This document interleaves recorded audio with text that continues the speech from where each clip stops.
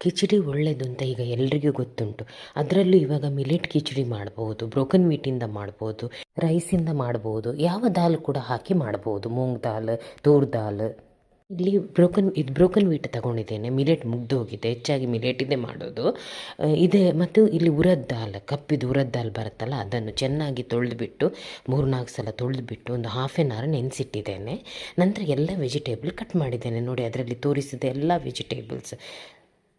ಇದನ್ನು ಕುಕ್ಕರಲ್ಲೇ ಮಾಡಬೇಕು, ಬೇಗ ಆಗುತ್ತೆ. ಆಯಿಲ್ ಹಾಕಿಬಿಟ್ಟು ನಾನಿಲ್ಲಿ ಸೋಂಪು ಹಾಕ್ತಾಯಿದ್ದೇನೆ, ಒಂದು ಆನಿಯನ್ ಹಾಕ್ತಾಯಿದ್ದೇನೆ, ಜಿಂಜರ್ ಗಾರ್ಲಿಕ್ ಪೇಸ್ಟ್ ಹಾಕ್ತೇನೆ. ಅದು ಸ್ವಲ್ಪ ಬಾಡಿದ ಮೇಲೆ ಇಲ್ಲಿ ಕೊರಿಯಾಂಡರ್, ಗ್ರೀನ್ ಚಿಲ್ಲಿದು ಪೇಸ್ಟ್ ಹಾಕ್ತಾಯಿದ್ದೇನೆ. ಅದನ್ನು ಹಾಕಿಬಿಟ್ಟು ಸ್ವಲ್ಪ ಬಾಡಿಸ್ತಾ ಇದ್ದೇನೆ. ನಂತರ ಒಂದೊಂದಾಗಿ ಎಲ್ಲ ವೆಜಿಟೇಬಲ್ ಹಾಕಬೇಕು. ಟೊಮೆಟೊ ಹಾಕ್ತೇನೆ, ನಂತರ ಪೊಟ್ಯಾಟೊ, ಗೋಬಿ ಇದ್ದರೆ ಗೋಬಿನೂ ಹಾಕ್ಬೋದು, ಯಾವ ವೆಜಿಟೇಬಲ್ ಬೇಕು ನೋಡಿ ಅದೆಲ್ಲವನ್ನು ಹಾಕ್ಬೋದು. ಕ್ಯಾರೆಟ್, ಬೀನ್ಸ್ ಎಲ್ಲ ಹಾಕ್ತಾಯಿದ್ದೇನೆ. ತುಂಬಾ ಹೆಲ್ದಿ. ಇದನ್ನು ಮಕ್ಕಳಿಂದ ಹಿಡಿದು ದೊಡ್ಡವರ ತನಕ ಎಲ್ಲರೂ ತಿನ್ಬೋದು. ಆರೋಗ್ಯಕ್ಕಂತೂ ತುಂಬ ಒಳ್ಳೆಯದು. ಬೇರೆ ಬೇರೆ ಮಾಡಬೇಕು ಅಂತೆಲ್ಲ, ಪಲ್ಯ ಬೇರೆ ಇದು ಬೇರೆ ಅಂತ ಎಲ್ಲ ಒಂದರಲ್ಲೇ ಸಿಗುತ್ತೆ. ಈವನ್ ವೆಯ್ಟ್ ಲಾಸ್ ಮಾಡುವವರು ಕೂಡ ಇದನ್ನು ತಿಂತಾರೆ. ತುಂಬ ಒಳ್ಳೆಯದಿದು ವೆಯ್ಟ್ ಲಾಸ್ ಮಾಡೋಕ್ಕೂ. ಎಲ್ಲ ಇದರಲ್ಲೇ ಸಿಗುತ್ತೆ, ನ್ಯೂಟ್ರಿಯೆಂಟ್ಸ್, ಮಿನರಲ್ಸ್, ವಿಟಮಿನ್ಸ್ ಎಲ್ಲ ಇದರಲ್ಲಿ ಸಿಗುತ್ತೆ.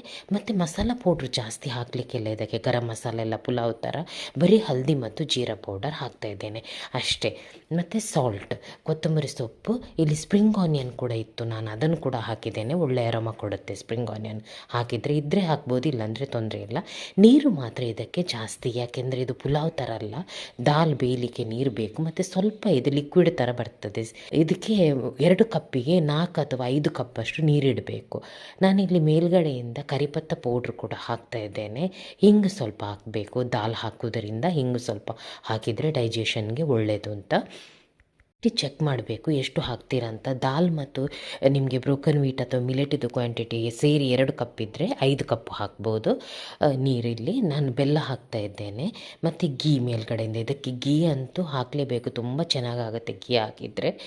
ನಂತರ ಇದನ್ನೊಂದು 3 ವಿಸಿಲಷ್ಟು ನಾವು ಇಡಬೇಕು. ಇದನ್ನು ಪುಲಾವ್ ಥರ ಡ್ರೈ ಮಾಡಬೇಡಿ, ಈ ಥರನೇ ಇರಬೇಕು ಕನ್ಸಿಸ್ಟೆನ್ಸಿ. ನೋಡಿ ನಾನು ಹಾಕುವಾಗ ತುಂಬಾ ಒಳ್ಳೆಯದಾಗುತ್ತೆ. ಬ್ರೋಕನ್ ವೀಟಿದು ಒಳ್ಳೆಯದಾಗುತ್ತೆ, ಮಿಲೆಟಿದು ಒಳ್ಳೆಯದಾಗುತ್ತೆ. ವಾರಕ್ಕೆ ಒಂದು ಸಲ ಮಾಡಿ ಕೊಟ್ಟರೆ ಎಲ್ರಿಗೂ ಒಳ್ಳೆಯದಿದೆ ಹೆಲ್ತಿಗೆ. ಮಕ್ಕಳಿಗೆ ಈ ಥರ ಎಲ್ಲ ಸಣ್ಣ ಇರುವಾಗಲೇ ನಾವು ಪ್ರಾಕ್ಟೀಸ್ ಮಾಡಿದರೆ ತುಂಬ ಒಳ್ಳೆಯದು. ನಾನಿಲ್ಲಿ ಬೇಸನಿದು ಸೇವೆ ಹಾಕ್ತಾ ಇದ್ದೇನೆ, ಖಾರ ಬೂಂದಿ ಸಹ ಹಾಕ್ಬೋದು.